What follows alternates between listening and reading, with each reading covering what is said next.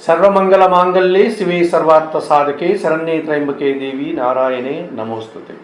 జ్యోతిషాభిమానులకు అందరికీ నమస్కారం. 2026 జూన్ మాసంలో మాస ఫలితాలు. 2026 జూన్ మాసానికి గాను తులారాశి వారి యొక్క మాస ఫలితాలు. ఈ తులారాశి వారికి 4 గ్రహాలు అనుకూలంగా సంచరిస్తూ 50% శుభ్రతలు అందిస్తుంది.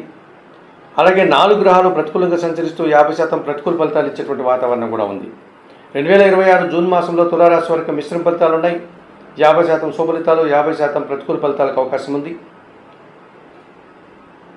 లాభాధిపతి అయినటువంటి సూర్య భగవానుడు ఈ జూన్ నెల 15 నుంచి కూడా భాగ్యములో మిథున రాశిలోనికి సంచారం కొనసాగించడం వల్ల తండ్రి ఆరోగ్యం కుదుటపడుతుంది. అధికారుల అండదండలతో అభివృద్ధిని సాధిస్తారు. వృత్తి ఉద్యోగ వ్యాపారాల్లో రాణిస్తారు. ప్రభుత్వ సహాయం కూడా అందుకుంటారు. వ్యాపార అభివృద్ధిని, ఆర్థిక అభివృద్ధిని పొందగలుగుతారు.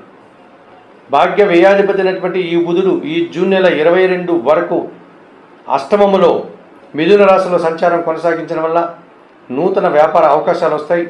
వ్యాపారం విస్తరిస్తారు. లేకపోతే ఉన్న వ్యాపారాన్ని మరింతగా అభివృద్ధి పథంలో ముందుకు తీసుకెళ్తారు. నూతన వ్యాపారం కూడా ప్రారంభించే అవకాశం కనిపిస్తుంది. ఆర్థిక విషయాలు బాగున్నాయి. బ్యాంకు లావాదేవీలు బాగున్నాయి. ఆర్థిక బలాన్ని కూడా పుంజుకుంటారు. నూతన అవకాశాలు చేజిక్కించుకుంటారు. చతుర్థ పంచమాధిపతి అయినటువంటి శని షష్టమంలో మీనరాశులు సంచారం కొనసాగిస్తున్నాడు. గట్టి పోటీని సైతం సునాయాసంగా ఎదుర్కొంటారు. కుటుంబంలో శుభ కార్యక్రమాలు నిర్వహిస్తారు. మీ ఆలోచనలు కలిసి వస్తాయి. పనివారి సహకారంతో ఇంట బయట చాలా పనులు పూర్తవుతుంది. వ్యవసాయ రంగంలో రైతులకు లాభాలు వస్తాయి. లాభంలో సింహములో కేతువు సంచారం వృత్తి ఉద్యోగ వ్యాపారాలన్నింటిలోనూ నిరాడంబరంగా పనిచేస్తారు. మంచి లాభాలు, అవకాశాలు, ఆదాయం అందుకుంటారు. భగవంతుని ఆశీస్సులు కూడా అందుకుంటారు. మరి 2026 జూన్ మాసానికి గాను తులారాశి వారికి సూర్యుడు, బుధుడు, శని, కేతువులు అనుకూలంగా సంచరిస్తూ 50% శుభలితాలు అందిస్తున్నాయి. ఇక ప్రతికూలంగా కుజుడు, గురువు, శుక్రుడు, రాహు సంచారం కొనసాగుతోంది.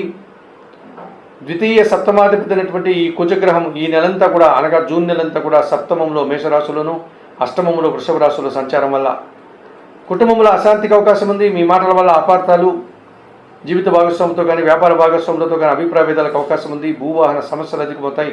రియల్ ఎస్టేట్ రంగంలో నష్టాలు వస్తాయి. తృతీయ షష్టాధిపతి అయినటువంటి గురువు ఈ నెలంతా దశమంలో కర్కాటక రాశిలో సంచరిస్తున్నాడు.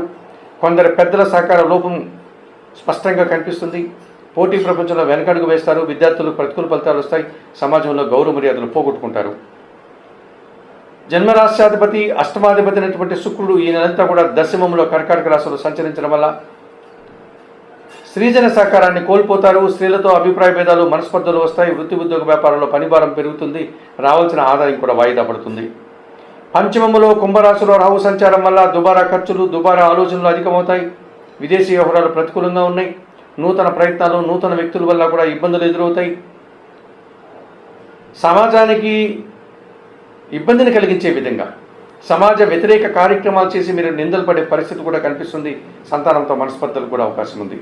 మరి 2026 జూన్ మాసానికి గాను ఈ తులారాశి వారు తప్పనిసరిగా కుజుడికి, గురువుకి, శుక్రుడికి, రాహుకి పరిహారాలు నిర్వర్తించుకోవాల్సిన అవసరం ఉంది. పంచమ రాహు దోషం నుంచి బయటపడడానికి చాముండేశ్వరి అమ్మవారి దర్శనం,